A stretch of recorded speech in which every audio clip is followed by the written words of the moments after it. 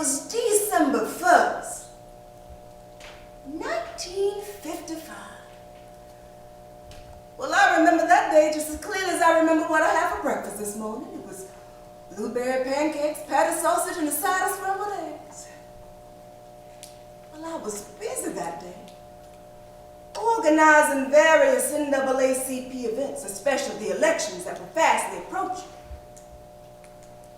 Well, at the end of my day, I did my usual. I went to catch the Cleveland Avenue bus.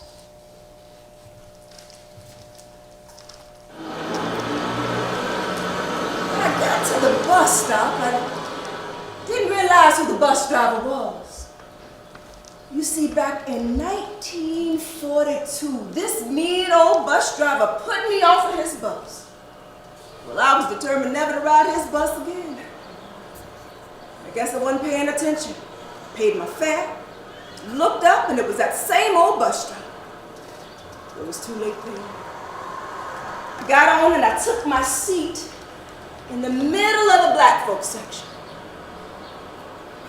The bus pulled off to the next bus stop, which was downtown. And at the stop there were so many people, white people. Well, they poured on, filling up their section and bleeding into ours.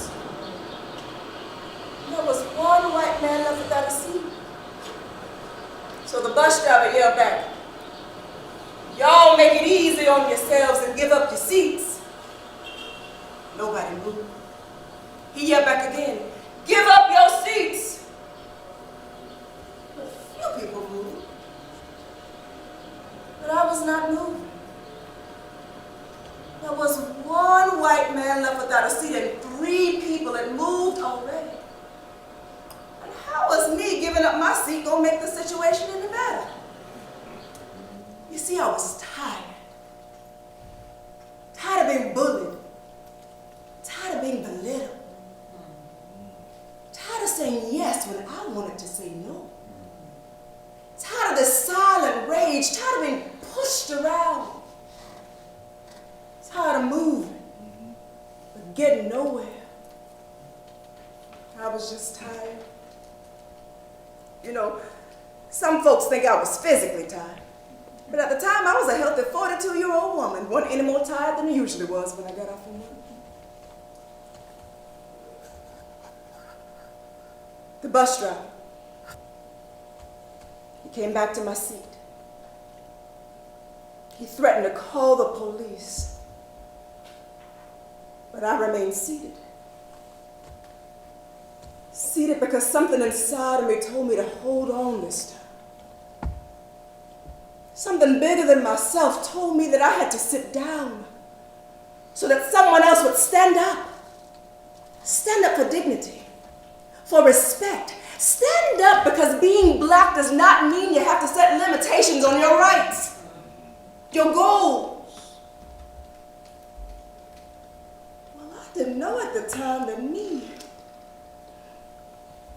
Rosa Parks, would stir up a fire that would lead to the boycotting of the Alabama busing systems and eventually to the end of segregation. Children, I tell you, sometimes you just have to get tired. Get tired of your situation. Situations around you. Lord knows, we still have a great distance to travel. Lord, these shoes are rough and ragged. Oh, but they still have a few miles left in them. Oh, yes. And I'll give them to you. I'll give them to you. But you have to promise. Never give up. Never give in. You know, people often ask me for bits of wisdom. Well, tonight I tell you,